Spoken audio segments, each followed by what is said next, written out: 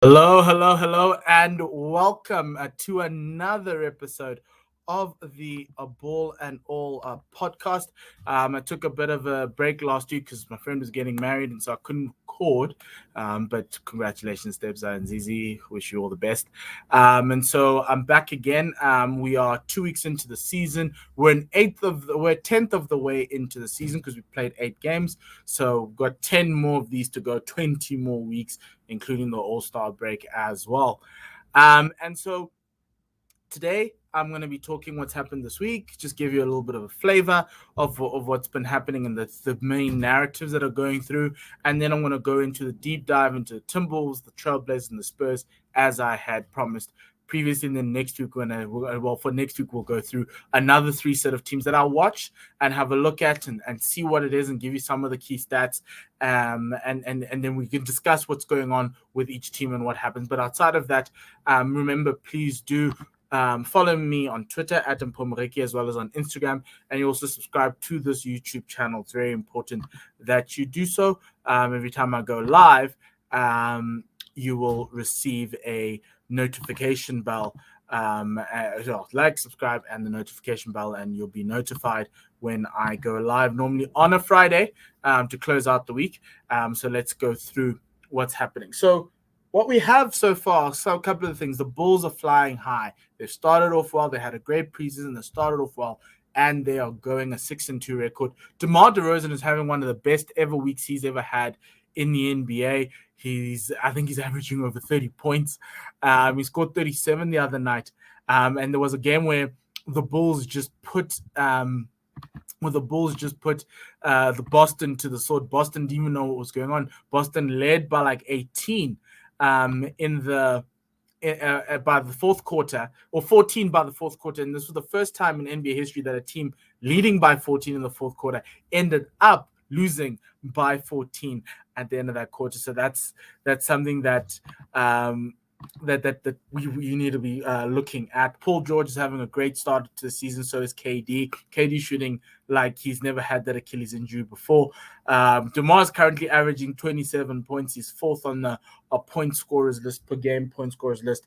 The other thing is the Lakers somehow watched them this morning against Oklahoma City, and they look like they just got beat Oklahoma City. They go into the fourth quarter with leads. At one point, before the fourth quarter, they were leading by 19 in this game, and they lost. Last week in Oklahoma City, they led by 26, and they lost. Both LeBron wasn't playing in both games. Russell Westbrook in the fourth quarter looks really, really bad. A lot of turnovers, a lot of missed layups, easy ones that you'd expect for him to put up. You could blame the rim, but like which NBA player blames the rim these days? And defensively, oh my word, he was not looking good. But they will fix it. It's still early. They still have a record above 500. They're 5-4. I think they're 8th or 9th in the West, so they still have a long way to go. The Bucks are another team that's have a bit of a hangover. They are struggling. They are 4-4 right now. Giannis even said the one time, I think they got a win this week, and he goes to the press conference. He's like, "We're not tanking," and he's like, "We're not tanking for the number 1 pick." But yeah, the Bucks will sort themselves out. So too will the Nets. The Nets are 5th in the East. They are 5-3. There's some teams that are doing quite well in the East. The Washington Wizards, the Raptors, who I expected not to be a playoff team, but somehow Nick Nurse has gotten the best out of them. Scotty Barnes looking very good for that Rookie of the Year. Philadelphia is another team. The Ben Simmons sweepstakes and the drama around Ben Simmons. Philadelphia are currently number 1 in the East, 7-2, which kind of gives context to Ben Simmons because they make him wait. They make him wait if they're not struggling without him. And this news will die down, and there'll be a team desperate enough to do it. So they don't have to push now to try get a difference maker because they currently are 7-2, number 1 in the West. They are number 1 in offense in the whole of the NBA. The defense is still not there. Obviously, they don't have one of the best defensive players in the NBA. But if their offense is still humming like this, they can carry on going. Their defense is middle of the range of the 12th. So they can do that. So that's something that you need to look out for. And one other storyline, the Mavs are looking much better, even though we still have the same issues that we've seen last season. They have the same team. And nothing's good. Luka will get you wins, and I think for me that's one of the key things. But so far, Ja Morant's taken a step. Tyler Hero has taken a step in terms of their development. And then the other drama is what is going on in Boston? Like, what is happening? Boston look a shell of themselves, sitting in 11th. They have it's 4 or 5. They've obviously won their last 2 games, but I honestly I can tell you what's going on. They don't have guards. They don't have guards who can shoot the ball. And on top of that, whenever Boston gets the offense, it's either to Jaylen Brown or Jason Tatum. Everyone else just sits in the half court and watching them do the work. They don't have guards to shoot. They don't have guards to defend. They struggled with centers 2 years ago. They kind of solved that with bringing back Al Horford, who can be like a small ball center, and he's serviceable. And also they gave Robert Williams that extension, which I thought was really good for them, good business from them. But then outside of that, they don't have guards. Mark Smart is great. He's good. They don't use him that much. He just sits in the corner and waiting for someone to pass him the ball, and no one passes him the ball. But they've had a players-only team meeting, so things are now starting to turn around, hopefully. But they were looking as bad as the Pelicans, but the Pelicans I think Zion's going to probably ask to leave. Like, I don't know how David Griffin still has a job in the NBA. So that's the roundup. Now let's go into the deep dive into the teams. What I'm doing every week is watching teams, and then 3 teams a week, and then I'll come back and I'll report to you as to who's good, who's not, what their ambitions are, what they're trying to do, and a couple of stats around there. So we're going to start with the Minnesota Timberwolves. This team, I was expecting for them to make a jump, to make a fight for the playoffs. They've been lottery fodder for the past couple of years, even though they've been collecting number 1 picks and number 2 picks, high lottery picks. They had Andrew Wiggins, they had Cat, they got Anthony Edwards. They managed to trade Wiggins out to Golden State, and so then they got D'Angelo Russell in that deal. So they've got D'Angelo Russell as a number 2 picks. It's a land of the lottery picks, but it just never clicked. But I think maybe this year it could be.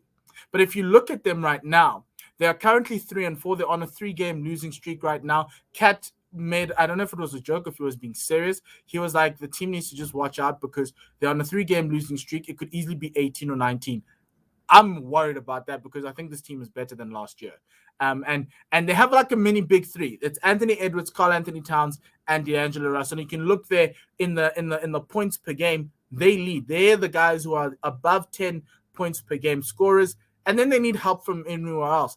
And currently it's Pat Bev, Malik Beasley, and Naz Reid. If you need Pat Bev or even Malik Beasley to help you from the bench, that kind of tells you that your roster's not good enough. This team's not good enough. The starting 5 can rival the best in the land. Look at their defensive rating, top 10 currently right now. Much better from a points perspective than last year when they were the second worst defense in the league. The offensive rating has gone down, and that's my biggest worry. And I think largely because of this bench. This bench isn't scoring. They went for Taurean Prince in the offseason. I don't like him as an acquisition. He's a serviceable forward, but he needs to be scoring. He needs to be averaging at least 6 points per game for him to be on that. They got a lot of youngsters who they're hoping to pop. Jaden McDaniels, who was considered in the trade for Ben Simmons as a first-round pick because he was a first-round pick last year in 2020. Jared Vanderbilt, as well, another draft pick that they brought in 6.4. The great thing about these guys is that defensively they're quite good. Josh Okogie is really good. McDaniels is very good. And that kind of helps. But if you look at their plus minus, the plus minus go up is massively wide. As you can see, there's 20s, there's 50s, 60s. And that tells you the tale of this team. This team can go on incredible runs and can also go on incredible droughts. It's feast or famine with the Timberwolves. Really disappointed by them, essentially, because I thought this could be the year that they try and fight for the playoffs. They're currently 10th, so it's not a lot of bad things. I do hope that they can fix it. If their defense can still be top 10, it gives them an opportunity to kind of push up for that playoff spot. But they need someone on the bench to step up and give them a double-digit scoring from the bench. They also need to move the ball a little bit more. Their assists are a little bit low, but defensively, if they're good, they can work through. Chris Finch has got these guys working very, very well. I'm loving that little mini big 3 or poor man's big 3 in Minnesota. It just needs to pop because if not, I do think that they split it up and they find a way to get value out of D'Angelo Russell because that was the thing. It was bring Ben Simmons in and we'll give you D'Angelo Russell and Jaden McDaniels and you give us Ben Simmons. We become even better defensively, and Ben can facilitate, because that's what Ben's good at. He's good at passing, he's good at facilitating and getting guys into spots. And then on top of that, you can even play a small ball lineup where Cat rests and Ben is the 5. And then you can have shooters around him, but they don't have the shooters. And that's what you're seeing right now. They don't have those shooters around the perimeter. But yeah, right now, it's still early. Give them time. But from a league pass perspective, Anthony Edwards is a watch. He is a watch. Very, very good player. Cat is also stepping up. You see, Edwards is averaging 23 points per game. That's really good. That's close to all-star level for Edwards. Cat also is putting up numbers that could possibly be all NBA. I think he just needs to get those rebounds up. Well, he's close to a double-doubles, which is good, and it's all NBA. Remember, we were talking about DeAndre Ayton 2 weeks ago? He's the guy for that third. Cat, Ayton, fighting for that third spot at center, because obviously it'll go to Jokic and probably Embiid 1 and 2, but that third center in all NBA is Cat and Ayton, and Cat needs to prove that he is. You've got Jared Allen right now playing really, really great basketball as well in Cleveland, so that's something that we need to watch out for. The next team that I want to talk about, what that I watched this week or these past 2 weeks, were the Trailblazers. This team was interesting because they changed coaches. They moved out from Terry Stotts and they brought in Chauncey Billups, but nothing's changed. It's still the same. They're still doing the same things. They're playing the same types of offense. And to a certain extent, you can see that with the defense. The defense is still bottom 10. And that was the one big problem with Terry Stotts, was that this team offensively is good. And you can see they're better this year. They're top 6 offensively. But defensively, that's what's holding this team back. And largely, it was the backcourt defense. CJ drops points, but him and Damian Lillard are a liability, because who guards the opposing team's top scorer who's a guard? Who guards Steph Curry in this team, who does a good job on that? And normally you could say Norm Powell can do that, Mpho, but then what do you do with Lillard and McCollum on defense? And so the one question was with the Ben Simmons thing was, maybe send them CJ, get Ben Simmons in, and Ben can then make this team a lot better defensively. Looking down the roster, there isn't much from a defensive. I think Anthony Simons is a really good defender, but he's not going to be in the starting lineup. He's making that jump, that third year leap as a thing. But the thing with this team is that they are hoping for their young guys, Simons, Little, to make the jump. They've added a really good piece in Larry Nance. I think he's a good role player, good defender off the bench. As a 4, I actually would play him above Robert Covington, but Chauncey seems to like Robert Covington. And they got Dennis Smith Jr., which is wild for me. Because I think Dennis hasn't cut it, but look, he's an okay, like, average NBA players are still good. So he's an okay, serviceable option. They've got some shooting on the wing with Ben McLemore. But it's not coming together from a bench perspective, and that was the other problem. That bench at Portland looks really thin. You're relying on a lot of guys to kind of develop, and to a certain extent, one of the things is you kind of want to get those mid-level contract guys who have been in the NBA for a couple of years, who, like the Tobias Harris level of guys who are getting paid around about 10, 11, 12 million. Maybe move CJ, because this team also needs like a proper number 2. I don't think CJ is a number 2. I think CJ is a number 3. Nurkic, normally you would, if you have a number 3 that's a guard, your center is going to be good. Nurkic is not a rim protector. So those are the things that you need to consider going forward. I would consider looking at moving Nurkic and getting somebody else in. That Nurkic pick and roll works, but it could work with everybody else. But you need someone probably who's a little bit better defensively, who can protect the rim, because it's open season there in the rim for the Trailblazers. Still very early. I still see them as a playoff team. I think their offense can carry them. Dame isn't shooting that well, and you can see that. Dame's averaging about 19 points per game. That should be around about 25, 26. That's where he is. But currently good for them that CJ McCollum is stepping up. But the problem is defensively, this team is the problem. Chauncey fixed the defense. You can't do much about it. From a watching perspective, that's where the frustrations come in. They don't play well away from home. So if you want to see the Trailblazers do something good, watch them at home. They're actually very good at home. But away from home, they've lost. The games they've lost were away from home. They've only lost one at home. But watch that team. I think from a league pass perspective, they're not going to be high, But once Dame starts scoring, they get there. And I think the T-Wolves are a little bit better than the Trailblazers from a league pass perspective. I think you can get, as I said, it's feast or famine. So you can get some really great basketball, but you can get some really embarrassing basketball from the Wolves. Whereas the Trailblazers are the same. Nothing's changed. Nothing's exciting. And that's the problem about Portland. And that's why the rumors of Dame he had a conversation with LeBron and AD in LA before the season, while during the free agency period. And as a Lakers supporter, I was like, that's the guy. That's who you pay for. Your bench can be all these old guys, but if you have Dame, that's it. Locks up the league. But Dame felt he wanted to stay, and this is what he's going to have to do. This team's good, but they're not good enough. Next team is the Spurs. Greg Popovich, for the past, I think it was 16 seasons or 18 seasons, he had a winning record. Last year was his first year where he didn't have a winning record. And also, obviously, they missed the playoffs again. One of the problems with this team is that you can see that they're trying to rebuild, but it's not an OKC type of rebuild. But if you look at Popovich's things, defense, middling, I think they're going to more tend towards last year's number of being run around the middle. Offense is better than is better from a rating perspective, but the numbers are down. But I think the numbers offensively are down throughout the entire NBA. But I think they're just going to be a middling team. They're going to fight for that player and spot. They're going to look good in some runs, and they're going to look very bad in others. Look at this team. There's nobody scoring 20 points per game, but they've got 5 scorers above double digits. The Timberwolves only had 3. The Trailblazers also have around about 5, but they've got guys who are pushing 20.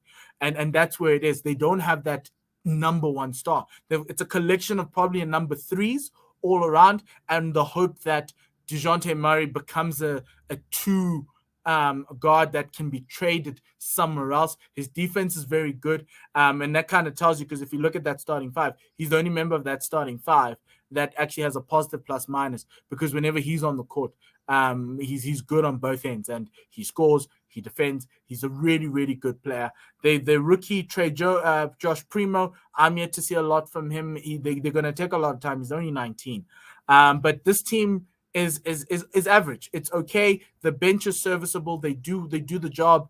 I just don't get why they got like guys like Doug McDermott into this. They're good players, but like what's the plan with San Antonio? The Pacers were in this purgatory, similar to what the Trailblazers are coming down. They're regressing, but the Trailblazers have Dame, so they always have someone who can actually get them more wins than they're supposed to. Whereas the Trailblazers are like this. The Pacers are similar to Spurs.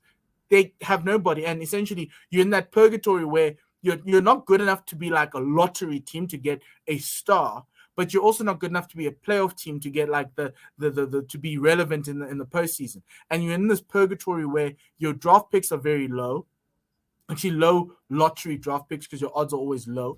And you're just muddling along. So the ambition from the Spurs is really interesting to see what they're trying to do, because I look at this team and I'm like, outside of OKC and Houston, where we know that they've got number one stars, they've got high lottery picks, and they're trying to rebuild.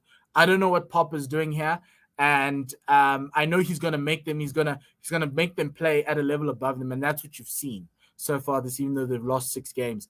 But I'm really worried about that team. But outside of that, that's the end. Next week, let's figure out which League Pass teams I'll be watching, and here they are. This week, I'll be watching the Eastern Conference. I'll be watching the Raptors, which are having a really good start to the season. So that's going to be quite exciting. The Pacers, who are in that purgatory that I told you about with the Spurs, and the Wizards, who, after the Rush trade, look so deep and have really good players all the way across the roster. So it's going to be awesome to see those teams, and I'll come back next week, give you a sense of the teams, the structure, and as well as the stats to go about it. But outside of that, thank you very much for watching the Ball and All podcast. Please do give me a like and a follow as well on the different platforms. Have a great day. Enjoy the basketball this weekend and next week. We'll be back next week from me, myself, and Mpho. Le sale kakagiso.